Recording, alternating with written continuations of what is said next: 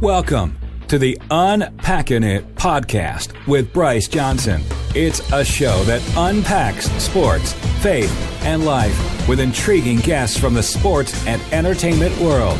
Enjoy inspiring conversations and thought-provoking interviews. You'll hear stories from people that will inspire, challenge, and encourage you. Now, from the Unpacking It studios in Charlotte, North Carolina, uniting sports fans everywhere, here is Bryce Johnson. And joining us now is former wide receiver Jeremy Kelley. He played his college football at Maine and professionally in the NFL, the Canadian League, and the Arena League. He spent time with the Colts, Broncos, and Bears, and he retired from playing in 2016. He is now the Buffalo Bills Alumni Manager. He joins us to talk faith, football, and life. Jeremy, thanks so much for joining us. How are you? I'm doing great, man. Thanks for having me. I appreciate it. Absolutely. Well, we got to start with the Bills, and so I'm curious, what is the feeling like up in Buffalo? What are your thoughts on the upcoming season? Listen, I think everybody, if you're an NFL fan, you're familiar with the Buffalo Bills fans, and let's just to put it simply, the city is buzzing. Ooh. There's been a lot of growth. There's been a lot of change around the organization, on the roster. And so right now, I think this is probably the most optimistic this city has been during a preseason heading into this year. So we're excited, man. We're excited. We got a great group of guys in the building. The culture is vibrant. The culture is strong. And I think it's a winning one. So we're looking forward to this year, man, and looking forward to getting it done. Wow. Well, is there a player or offense, defense that you're most intrigued by, or maybe that's creating the most buzz? You know what? And this may come off as cliche, but I'm excited to see Ed Oliver go.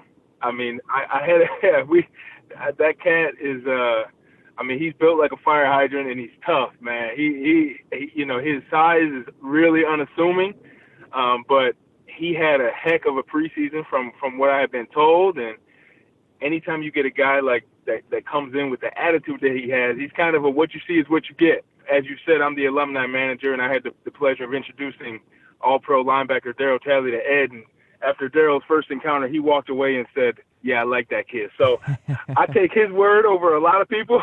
So I'm really intrigued and excited to see him go to work this year. That's awesome. He's going to be great. A rookie, of course, out of Houston. So gonna be an impact player right away. They hope and expect, and it should be fun. So it's going to be a great season. And Jeremy, so we're talking with Jeremy Kelley here on Unpacking It. Really want to hear about your story, because I find it fascinating just reading about you and want to share kind of what you went through and what you experienced in your career with our audience today. And so you spent time on 10 different teams in 4 different leagues in 6 years.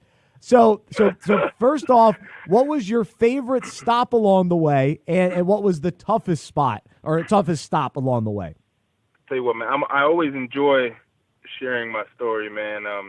We certainly don't have time to go into the depths of it all, and I'm surprised that you're this desperate to hear my story. Yeah. Yeah. No, I'm kidding. It was, for the longest time, man, I was convinced God didn't want me to play football somewhere warm. I can tell you that. I went from Buffalo to Maine to Canada, and it was quite the journey, man. But I was so thankful. Since a young kid, I knew what I wanted to do. I know some people say that, but I really knew what I wanted to do.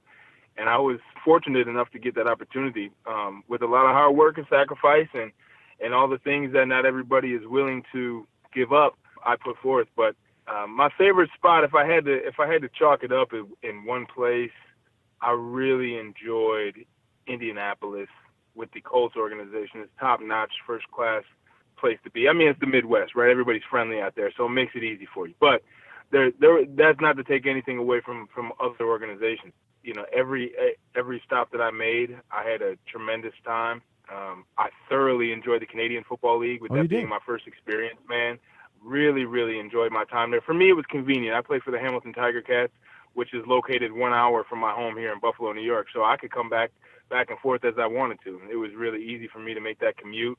But I also really valued the Arena Football League.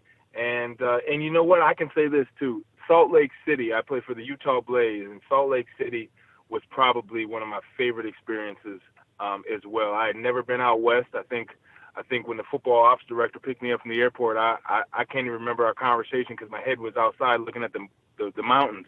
I had never seen mountains like that. Really, it's really flat over here in Western New York. So being out that way and all that rugged terrain, man, was incredible to me. So, but we had a great team. We had a really, really record-breaking year with a phenomenal nucleus of players and guys that I could probably say are some of my closest friends to this day. Oh man! So at that level in the Arena Football League, you're playing for not much money, playing more so for the opportunity at the next level. At that point in my career, I hadn't sniffed an NFL roster or a contract at that point, so I was you're there with a lot of people searching and going after the same things, and so you're just thugging it out. You're not making hundreds of thousands or even thousands, really. You just kind of a couple $100 a week to play some ball and do what you have to do to get some film. So you value that time. And looking back throughout all those teams and all the moving around and being a journeyman, those two places really stick out to me, man. But it all was really valued. Well, so here you are, you're playing in the Arena League or the Canadian League, and the dream is to get to the NFL and to make a roster. And so how do you balance kind of your mindset during that time? You mentioned, hey, you're surrounded by other guys that are trying to make it too. You're in the Arena League and in Utah. The idea that you want to be thankful and content where you are and make the most of where you're playing, but also deep down wanting to get to that next level. Because I think a lot of people can relate to that regardless of what the job or career is. There's that next level that you hope to get to, but you got to make the most of where you're at. So what was your approach to that when you were going through that? No question. For me, man, I mean, that was the fuel to the fire. That was it. That was the hunger, man. And that was, I always kind of operated off my own little gem that I held on to. And I still to this day, I call it my VIP, my vision, my intent, and my purpose. And I knew what my vision was, man. I knew where I was going. I knew where I could play at. So every day I woke up and I worked with intent to fulfill my purpose. And I believe that it was to get my opportunity to play in the NFL and to leverage that platform to do bigger and better things. But those are the three things that I went with every day. And it didn't matter where I was playing at. At the end of the day, it's football, right? You can only draw up a play so many times. You can only run a slant so many ways. So it doesn't matter how big or small the field. When you show up, you got to perform. And so I tried to do so, man. And I had no question in my abilities. At that point, early on, especially, coming out, that was the year of the lockout. That was 2011. Yeah. And so I had an extended period to train coming out into my draft year there to where I was in peak shape when I did my pro day and at 225 running fast as I could. Well, by the time that lockout ended, I was 241 pounds running the same speed. Man. And so I went to Canada. And when I went to Canada, I was probably top of my game, the best I had ever been in physical shape, from a skill set as well, from a confidence and a mentality level. So it was pretty unwavering at that point, But as we all know, there's ups and downs, there's twists and turns along the way. And so you have to do your best in maintaining that. And that's one of the things that I've learned from older guys, I guess I could say, and certain players that I've been in the rooms with. The guy that can stay consistent, the guy that can be even keeled throughout it all, it doesn't matter what's going on in the game, the guy that can show up in the highs and lows is the guy that's going to be around the longest. That's strong. Jeremy Kelley, our guest right now on Unpacking It, former wide receiver, played on 10 different teams in 4 different leagues in 6 years, and now works with the Buffalo Bills as their alumni manager. And so as you look back at your journey during those 6 years of playing, in what ways did God grow your faith and develop your character through the challenges? Because you've given a great perspective on kind of the positive approach to it, but in those tough days, in those challenges, how did God really work in you? Yeah. I mean, he certainly taught me patience. That's for sure, man. That's for sure, right? You always need it. I like to say I took the road less traveled, right? I mean, you kind of I had to go around the bend just to get to where I wanted to be. And so, we all want what we want now. we all want it now. We all think we're ready for it now. And to be quite honest, I'm not sure that if I had received it at that point, I would have been ready, or I would have been able to really appreciate it the way that I eventually did. And along with, being away from family and being away from and being in different environments, it always helps. We're very fortunate as athletes to have a locker room and to have people that are working in their own accord, because there's a lot of folks out there that are, take jobs in different cities away from their families. They're by themselves. We have teammates. We have confidants. We have guys who we can identify with. But even that only takes you so far. You come home to empty hotel rooms, and again, you're not in your home church or whatever it may be. That offers, a chance to stray away. It offers a lot of chance for temptation and other things that to creep in into spare time. And so you really have to grab onto to the people that are going to steer you in the right direction. And I tried to do that. I tried to do that. And fortunately enough, I had really good, strong Christian teammates in a lot of those places, man, which again, I think led to the closeness of the relationships that we had. Yeah.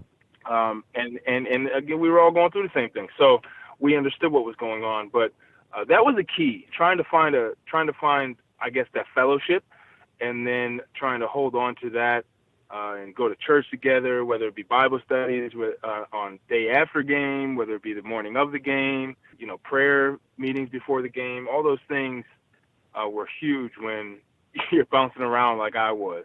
Man, so neat to hear. Jeremy Kelley, our guest right now on Unpacking It, former wide receiver in the NFL and now working with the Buffalo Bills.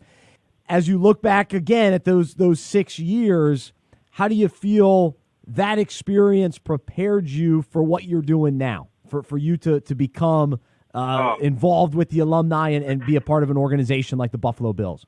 Man, it was integral. It was so necessary, and I'm so thankful because everybody has a story, and there's certainly been a lot of guys. I'm not the first guy to have a professional football experience. I don't really call it much of a career, but I refer to it as an experience like that.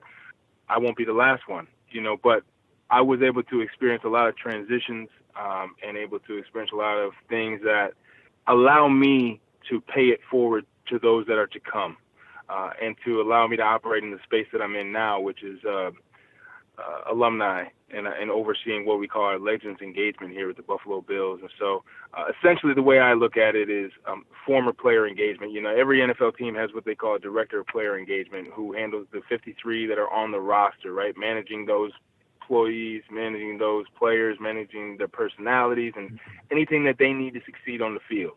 Well, I take that approach with our alumni. Any Buffalo Bill that's ever suited up, wore red, white, and blue, we try to celebrate them, we try to support them, we try to educate, and we try to engage. And once you leave the game, people don't realize now. You see a guy get cut. That's somebody that just got fired. That has a family, that has children, that has, and so they get a trash bag and their cleats in it, and that's it. You're out the door.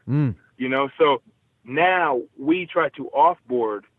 And we establish a process where we are engaged with them to try to make that transition as seamless as possible once they do call it a career, and to move them into their next chapter of life and give them the tools and the resources that are provided through the NFLPA or through the NFL as a league, and to help them make that transition seamless. And that's what we do. Man, well, no, that's so neat. And I think a lot of people, we think, the big-time players that are former players, and those are the ones that get honored at halftime of games and all that sort of thing. Right. But there's so many other guys that, that was their life, their identity, and now they're trying to, figure out what's next in life and struggling with those transitions like you mentioned. And so what are some of those, practical ways, some of those stories that maybe you can share with kind of what your job is really like and day-to-day, what that looks like for you?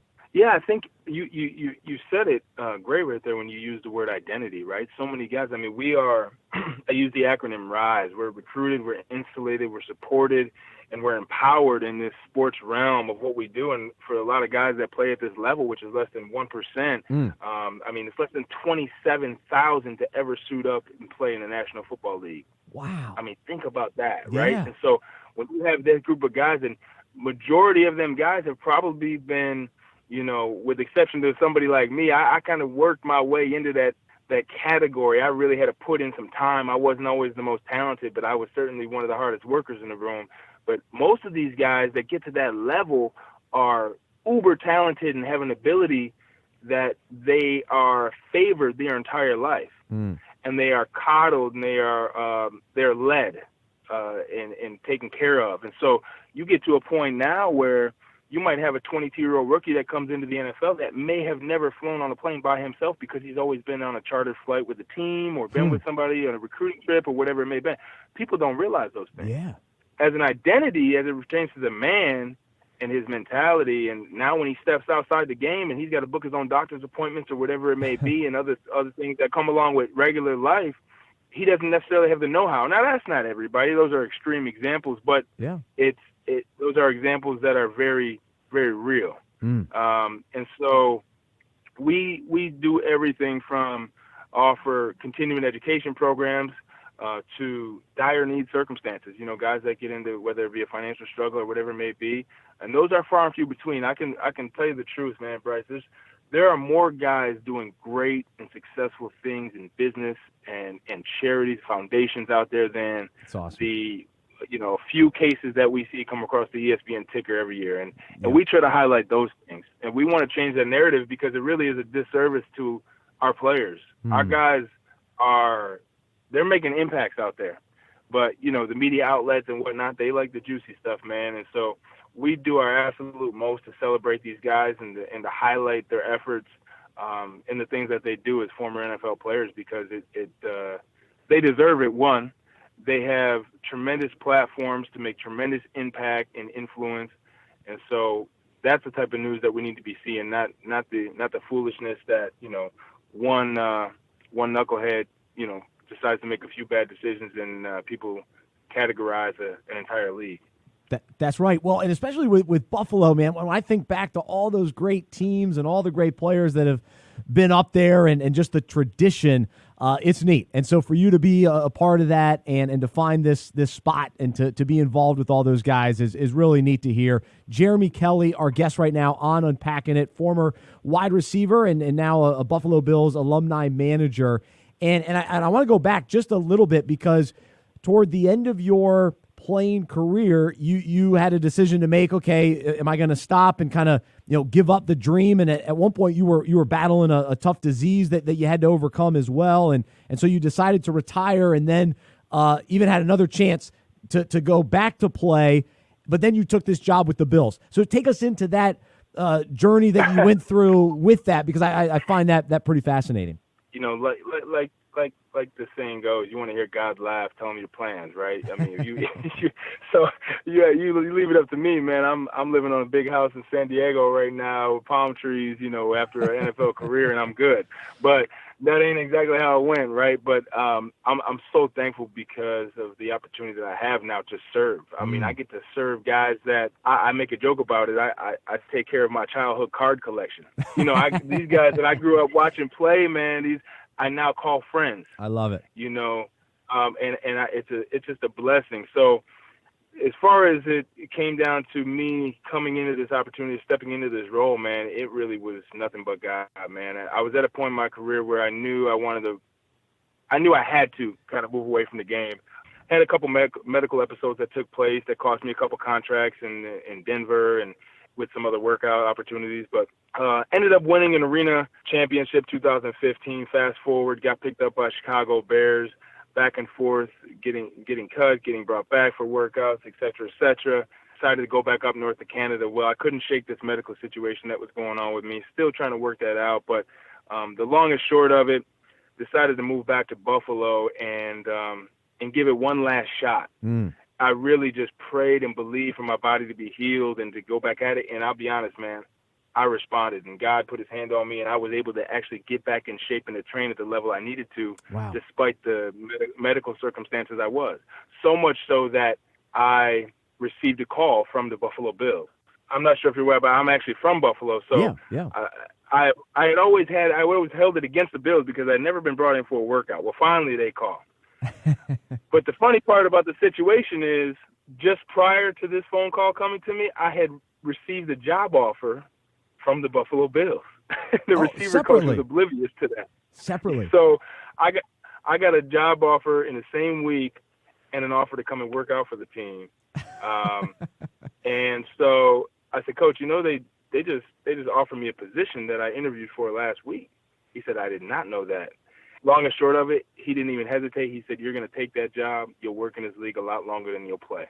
Wow. And so I was so thankful, and this rush of peace came over me that I didn't need to lace up a pair of cleats again. It's not every day a job is brought to you in the NFL that you didn't even apply for. I was called up just based off of a connection or somebody that I knew that seen the work that I was kind of doing in the transitional space and trying to break into that space of player engagement, and the work was recognized, and here we are. And so it's been a great, I think about 2 years now. I don't work a day in my life. Again, I get to serve and take care of players, and it's been really phenomenal, man. The organization is ascending, and again, to work right at home, to have the resources and the network that I have here and the people that are in this city, it allows me to do my job at a higher level, just based off of the organic connections that I already have. So I'm thankful, man. I really am. Jeremy Kelley, our guest right now on Unpacking It, and I love that story because you were praying to get healthy, you wanted another chance to play, and you had that, but you knew that wasn't the direction to go because this other door opened up and you knew the right one to walk through, and you could do so with peace and confidence. And I just love that because God did heal you, and he said, hey, the NFL, here it is, but this is the better way. I've got something in store for you that you can do for a long time. That's awesome, man. No doubt. No doubt, man. It's funny how things work out, right? But he has his hand on you, and that's a reminder. It's a reminder. At that point in my life, he gave me a little reminder that, hey, don't worry about this thing. I got you. That's right. And to give up one dream to follow another, I always love that perspective, and all of us can relate to that to different points in our lives. So love hearing that from Jeremy Kelley. And final question and thought for today, what has God been teaching you recently? What's been something that you've been thinking about, studying, struggling with, wrestling with? What's something on your heart most recently? I think he's teaching me to be still right now. It's something that, it's been a very busy time of year. I've taken on a lot of tasks or taken advantage of opportunities that were brought to my attention, whether it be to serve on boards here and there. My own personal project, actually, that I have a book in the works right now that I'm hoping to scale to a little bit larger than just a book, as just a personal side thing, and it's not an autobiography type deal. I mean, again, everybody got a story. I think, mine is unique, but at the same time, I want to be able to help others, and do something through that. So it's kind of gauged to that agenda, but I think he's teaching me to be still, because as you take on all these tasks and activities, at the end of the day, we got to keep our eyes fixed on him. And that's so easy to get away from, man. And I've certainly done that, right? We all fall short, man. And I know that at times I could recognize my mind is racing, or I'm out and about, and when's the last time I picked up my word? And it's been a week, or it's been 2 weeks. I'm like, golly, come on, man. I got my phone in my hand every day, and I can't even look at a verse on this little app right here or something, whatever it may be. So I'm trying to be still in my mind. I try to carve out my mornings are very important to me. I've always been an early riser, and so I try to get reading in every single day during that morning time, and I think it sets the tone for the day. That's right. So that's something I've been challenged with, man. I'm sure others can relate. And if they got some tips for me, I certainly welcome it. One man's iron sharpens another. So I'm working on that. I'm working on myself, man, and it's a beautiful journey. That's awesome. And I know I can relate to that. Just recognizing during the day, you just get caught up and you just need to pause for a moment and say, all right, Lord, what do I need to do next? What do I need to do differently? Even for the rest of the day, for the next hour, what do I need to do differently? What do I need to be aware of? What are you trying to show me or tell me that I'm too distracted by everything else to miss on? So that's a good word to think about today. It's as connected as we are now as a society and as humans. It's so easy to get disconnected. I just try to I'm trying to reel that back in. I'm trying to get back to that space. So. We're connected to some of the wrong things. That's for sure. So disconnect from some of the technology and connect with the Lord and be able to just hear and be still and to know that He's God and He loves us and He's got something in store for us today to follow Him.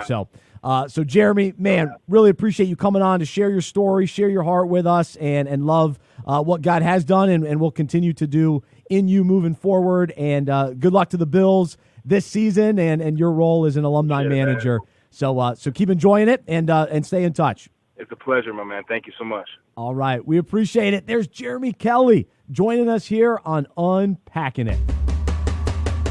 For more information about the show, our events, and other resources, visit unpackinit.com. That's unpackinit.com. We hope you are encouraged, inspired, and challenged by what you heard today. To support our show and Unpacking It Ministries with a financial gift, visit unpackinit.com/donate. We look forward to unpacking sports, faith, and life with you again next week.